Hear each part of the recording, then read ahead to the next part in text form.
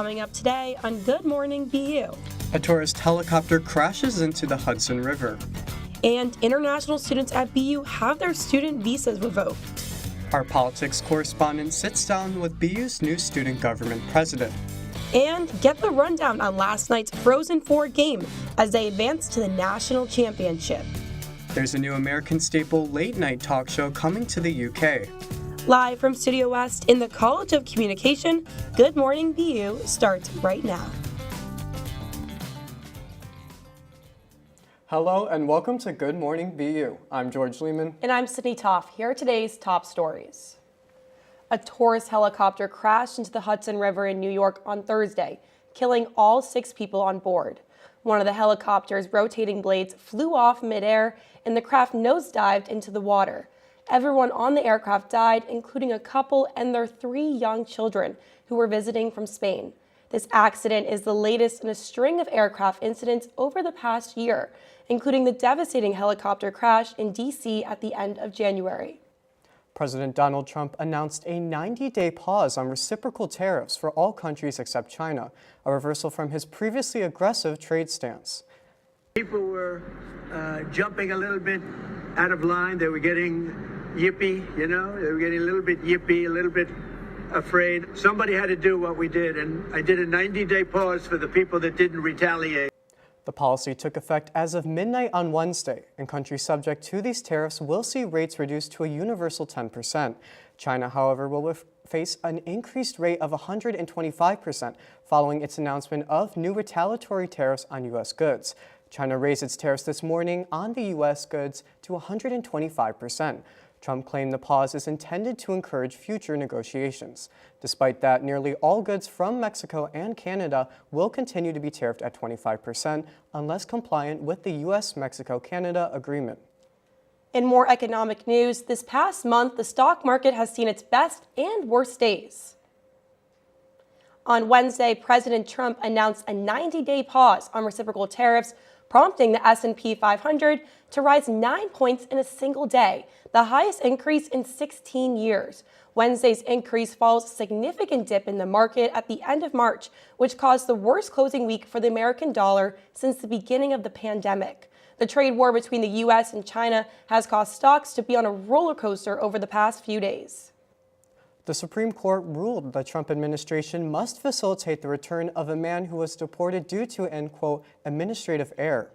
The man, Kilmar Abrego Garcia, was deported to a prison in El Salvador, often used to house terrorists and gang members.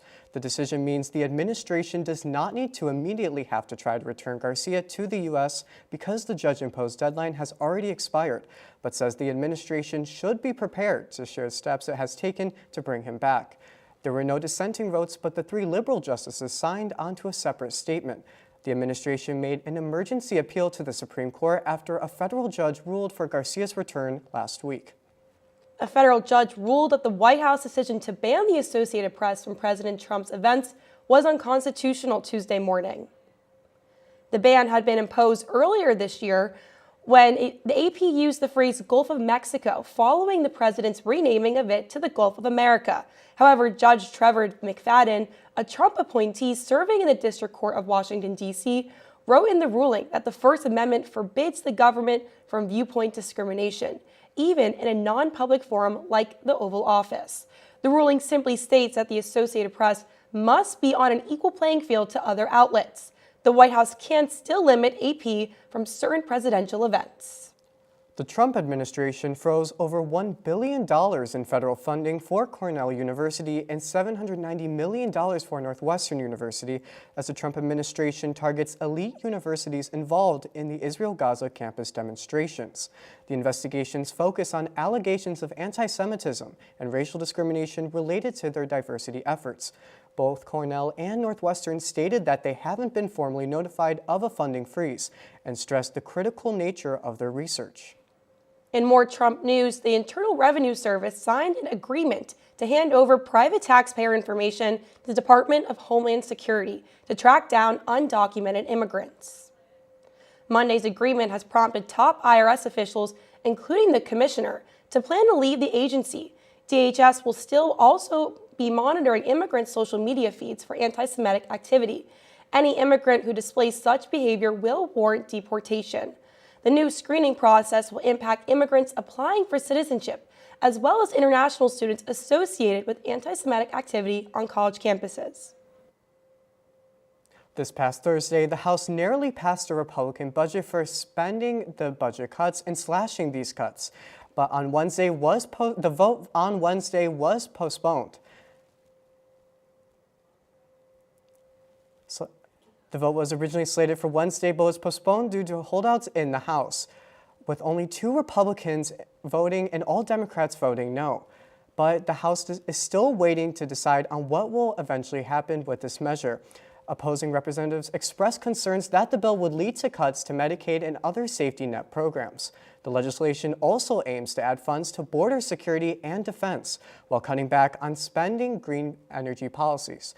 House Speaker Mike Johnson demanded a guarantee of steep spending cuts. We're talking about getting the American economy going again by reducing regulations. We're talking about restoring peace through strength and making sure we have the measures in place to properly fund those priorities.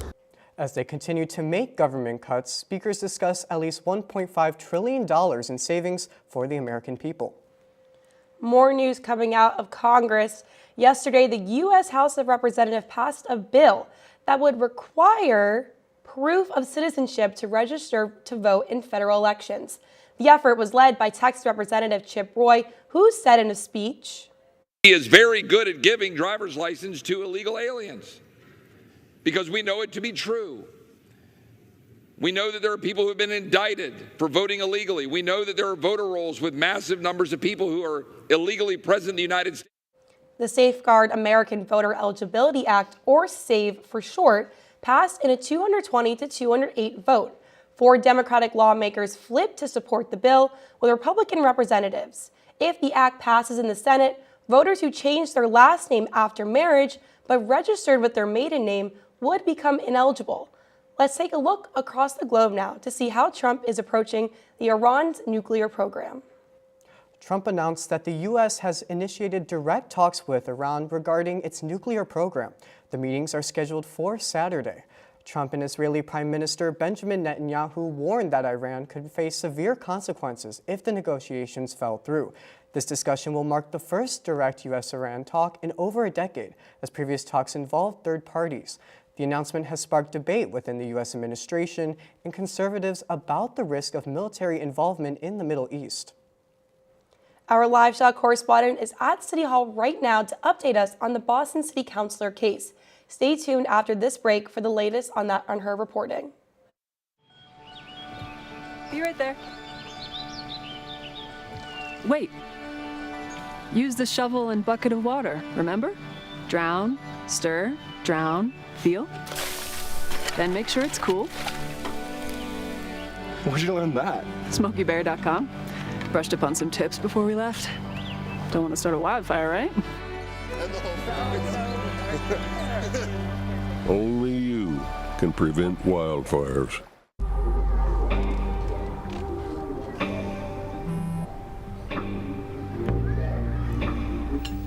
I don't know why you're so sad. You've got a roof over your head.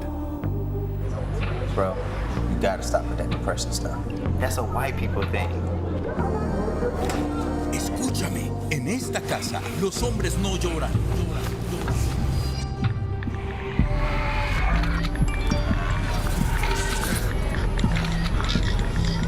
You alright? It just feels like it's coming from everywhere. Do you want to talk about it? Thanks for hearing me out, bro. Appreciate it. You can talk to me if you're feeling sad. Whenever you need to talk, I'm here, okay?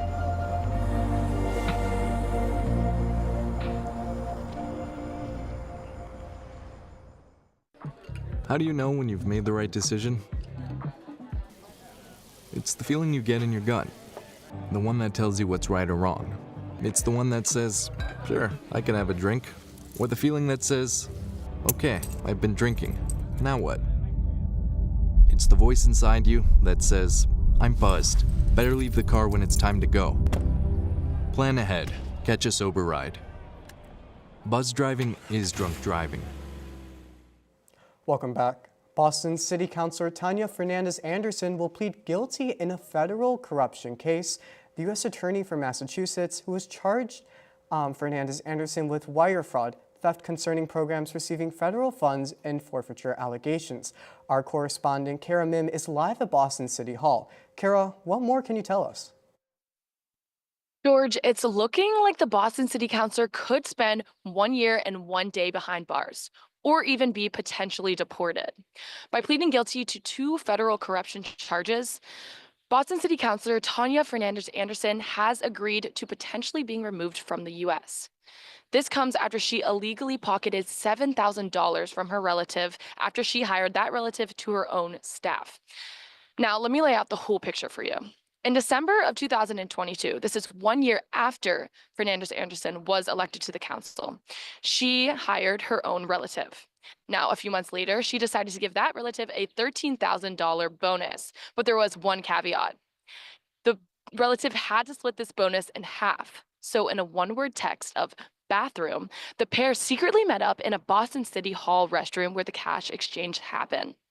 On Tuesday, Fernandez Anderson agreed to plead guilty, and she also agreed to give up her District 7 spot. But it's Friday now, and that has not happened.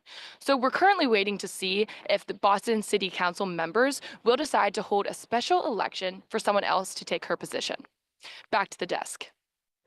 Thanks, Kara. In more Boston news, Boston Mayor Michelle Wu officially announced her re-election campaign on Saturday at the Boston Center for the Arts Claremont. Wu emphasized in her speech her achievements in reducing gun violence, increasing affordable housing, and investing in Boston public schools. When every single person in our community has the opportunity and the access to participate fully, that means more jobs, more action, more activities, more vibrancy across our neighborhoods. Wu criticized the current Trump administration and emphasized the negative impacts the administration's policies have had on the city. Wu's challengers include Josh Kraft in the Democratic primary and independent Domingos de Rosa. Emmy Award-winning actress, comedian, and TV writer Ayo Edebiri made a surprise appearance yesterday at her alma mater, the Boston Latin School. The Dorchester native and 2013 BLS alum engaged in a fireside chat with students, hosted by Mayor Michelle Wu, most known Edebiri as Sydney on Hulu's The Bear. But the actress was once like the young students sitting in the audience. Edebiri made light of her not-so-glamorous high school experiences, from joining the improv club to timidly reciting declamations in class. She said, "This school taught me to face challenges and things that may seem really difficult and really daunting." Edebiri also received a surprise of her own. Mayor Wu proclaimed April 10th Ayo Edebiri Day, enshrining the young actress in a long list of BLS distinguished alumni. In another update in the Karen Reed retrial, the court has now seated 16 jurors. Among the 16 are 8 men and 8 women. The court says they're hoping to find 2 more jurors to add as alternatives. There were 19 jurors originally chosen in Reed's first trial, but by the time the testimony began, that number had gone down to 17. Reed is being retried for second-degree murder charges in connection with the death of her boyfriend, former Boston police officer Don O'Keefe. Mayor Wu criticized Trump after the president revoked student visas for a number of international students at Boston public schools, including at BU. Wu responded by saying this. This is mass deportation that is wreaking havoc on our economy and our global relationships. And it seems that there's a significant chance this is violating civil rights and constitutional law. The mayor's criticism comes shortly after an email sent to students from MIT on Monday notified the students the federal government was revoking visas for 3 people affiliated with the university. BU administration sent an email to international students on Tuesday confirming that F1 student records in the SEVIS, also known as the Student Aid and Exchange Visitor Information System, were terminated by the federal government. The number of BU students impacted by the terminations is still unknown. A commuter train on the Stroughton line collided with a tractor-trailer in Canton on Wednesday. The driver, whose truck was stuck in the middle of a railroad crossing, jumped out just before the train rammed into its side. The driver was unharmed. One passenger in the commuter rail was hospitalized after the collision, though. The accident also caused delays across the entire MBTA transit system, delaying several commuters. Boston police are warning residents near the Boston University and Boston College campuses to stay alert after 6 break-ins were reported in Allston-Brighton since February. The suspect, described as a man in dark clothing and a ski mask, has been seen near homes and is accused of stealing cash, jewelry, and debit cards. Police are urging people to lock their doors and windows, keep outdoor lights on, and report any suspicious activity immediately. Now, let's take a look at the weather for this much-needed weekend. Our weather correspondent, Natalie Lett, is here to share the forecast. So, Natalie, how is it looking? Unfortunately, this weekend isn't looking too good, Sydney. Boston's weather simply can't decide if it's sunny or rainy. Today is sadly looking gloomy with a high of 43 and a low of 37. Tomorrow, you should expect consistent showers throughout the day and a high of 38 degrees, barely dipping into 37 degrees. Sunday is going to be familiar, so count on light rain throughout the day with temperatures reaching 45 and heading down to 40. Spring might not be here yet, but a rainy weekend watching a new movie might be the perfect activity before exam season. Any good weekend plans, you guys?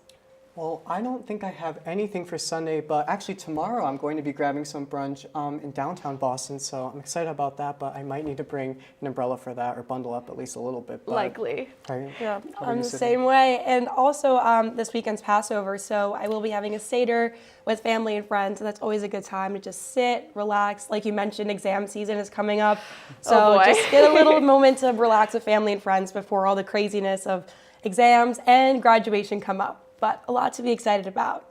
So the forecast may be kind of sad, but we're full of excitement here today. The new student government president-elect will be joining us for his first live interview since the election. Stay tuned after this break. Thank you.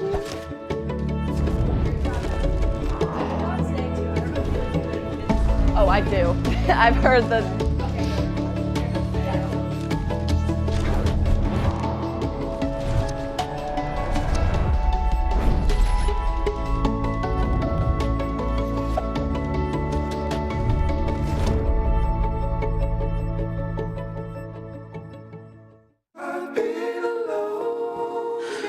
I wonder if you know that I want the best for you. I know you're going through a lot. I wonder if you know that the big homie needs help too. That you can't just rebound from everything. I know you've been grinding. Let's go, let's go, let's go. But how long will you fight solo? I wonder if you know that we can get help. I wonder why we waited so long.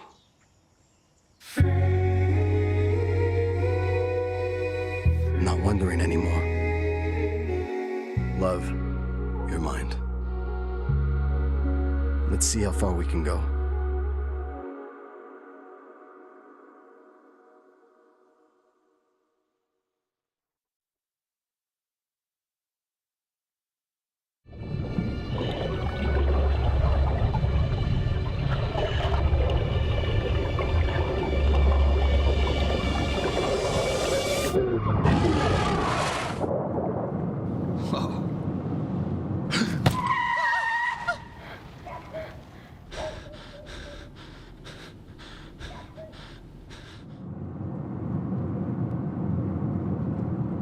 Eyes forward. Don't drive distracted. Welcome back. BU hosted its 45th annual Redstone Film Festival, celebrating the best student films and scripts last Friday. Film and TV student Jingying Lee won both Best Film and Best Documentary for her film titled Popo. Lee's film follows a family of Hong Kong immigrants supporting their matriarch at the end of her life. Popo also won Best Cinematography, Best Editing, and Best Sound Design. The 2025 to 2026 BU Student Government Administration was announced Sunday night, with Bridge to BU coming through as a clear winner. Our politics correspondent Maria Pemberton is live in the studio today with President-elect Matt Feliciano. Thanks, George, and thank you so much for joining us this morning, Matt. Of course, happy to be here. Yeah, so Bridge to BU won 57% of the student vote. What do you attribute your team's success to? I think both sides, both Bridge to BU and Empower, did such phenomenal jobs of campaigning and really getting the word out there for students to just get involved and have their voice heard in the election, but just in student government in general. I think social media was a big strength for us, just with our partnerships and endorsements from different clubs and organizations at BU. We really were able to hit a wide variety of organizations and get those students out to vote. Yeah, and those things definitely made the difference. We spoke to Kwasi Ansui, the outgoing president of student government, about Bridge to BU's win. Let's take a look.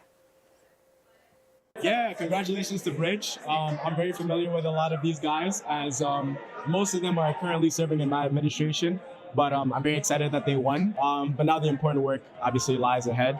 Administration can be tough to work with, and oftentimes this campus does feel a little bit divided. But the majority of people voted them in for a reason. It's because they believe in their policies. So I have full confidence that they'll be able to implement them effectively. As Kwasi mentioned, working with administration can have its challenges. How do you plan to work with President Gilliam to put your plans into action?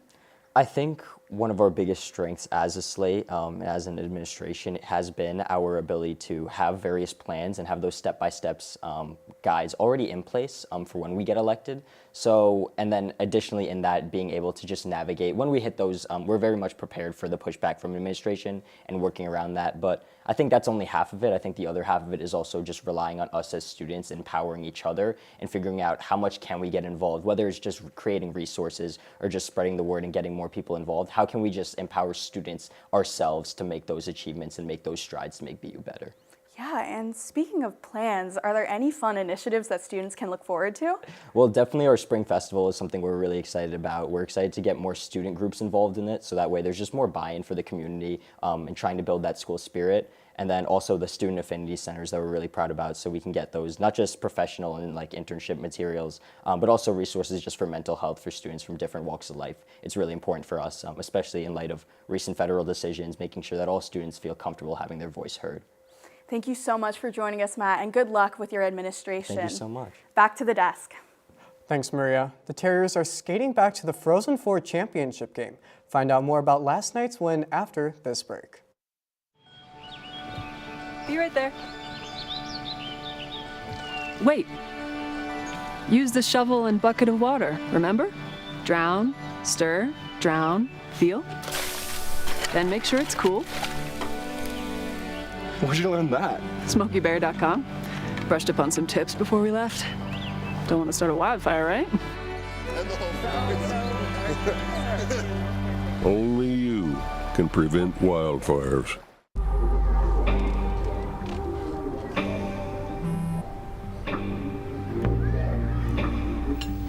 I don't know why you're so sad. You've got a roof over your head.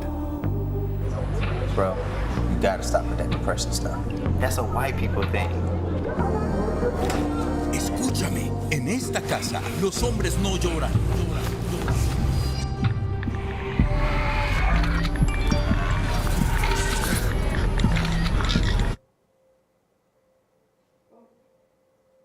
Welcome back. The BU men's ice hockey team advanced to the Frozen Four championship game, defeating Penn State last night 3-1. Jack Hughes and Cole Iserman scored goals in the second period, while Jack Harvey sealed the deal with the empty netter, sending the Terriers to their final national championship game since 2015. They'll face Western Michigan, who beat the defending champions, Denver, tomorrow night in search of their first national title since 2009. Moving from the rink to the track, our correspondent Alexa Podolsky sat down in studio earlier this week with a runner who's truly gone the distance.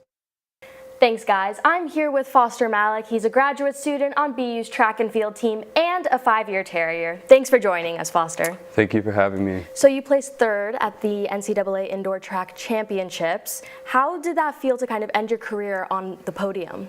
Yeah, it was amazing. I think, for me, the goal has always been to get to NCAAs and then see what I can do there. And, going into the season, I think if you told me I was going to come third at NCAAs, I would have been amazed by that. So, yeah, it was just a great way to cap off my BU career, and it was great having, all my coaches there and my family there to witness it. And you've been here since your freshman year, but looking back, you've been a part of the All-Patriot League indoor first team for your time in the mile. You've been a part of the outdoor first team for 3 years in a row.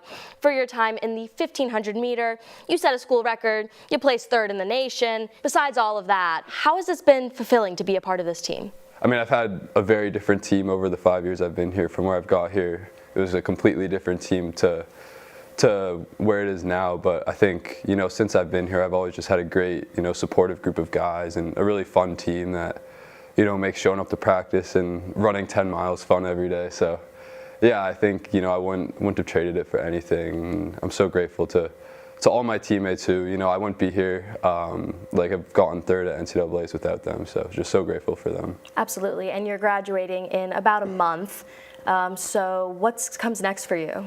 Now I'm looking to, I guess, extend my running career. I should have the opportunity to run professionally in the future, so I'm just kind of figuring all that out now. The next step is just going to be to, I'll have all this time to put into my running without having to focus on school as well. So, yeah, I'm looking forward to it, and it should be a good new journey for me. Absolutely. Well, thank you so much for joining us. We really appreciate it, and back to you guys at the desk.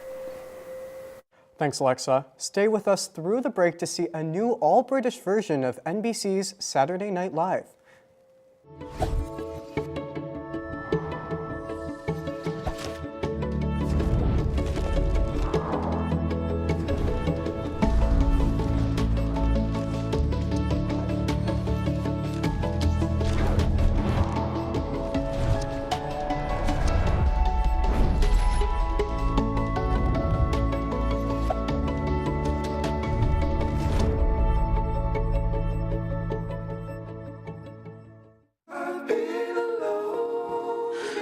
I wonder if you know that I want the best for you. I know you're going through a lot. I wonder if you know that the big homie needs help too. You can't just rebound from everything. I know you've been grinding. Let's go, let's go, let's go. But how long will you fight solo? I wonder if you know that we can get help. I wonder why we waited so long. I'm not wondering anymore. Love, your mind. Let's see how far we can go.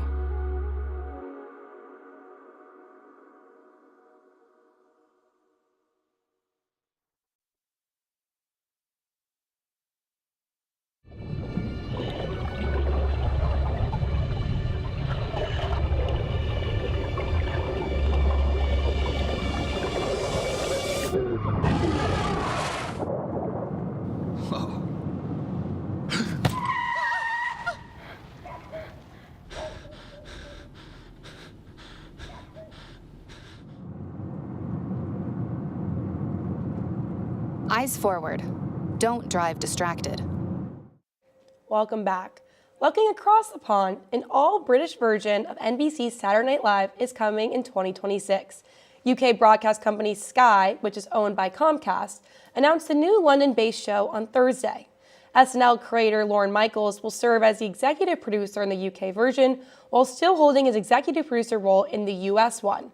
This is not the first attempt to take SNL international, though. Both Japan and Italy have created short-lived versions of the late-night comedy show. The show will be produced in London by Michaels' UK production team. You know, George, I'm a huge SNL fan. I tune in every week, or I watch the clips on TikTok. I love Weekend Update. I find it so funny to see political news, but with a humoristic kind of take on it. I even did the NBC studio tours where you get to stand on the SNL stage, which I highly recommend, especially because you're going to be in New York this summer. Yes, I will be. So I'll have to maybe swing down by the Rockefeller NBC Center. Rockefeller Right Center, across the street. Right across the street from Fox News. So yeah, it won't be too far of a walk. Won't be too far. Maybe a little lunch break activity. Perfect, right around like noon, get some lunch, walk on over, see what's happening. But it'll be great. Yeah, exactly. But I think that's going to do it all for this show and this week at Good Morning BU. So from all of us here on the GMBU team, thank you so much for watching. Great minds think alike, right? I'm George Lehman. And I'm Sydney Topp. Stay safe and have a great weekend.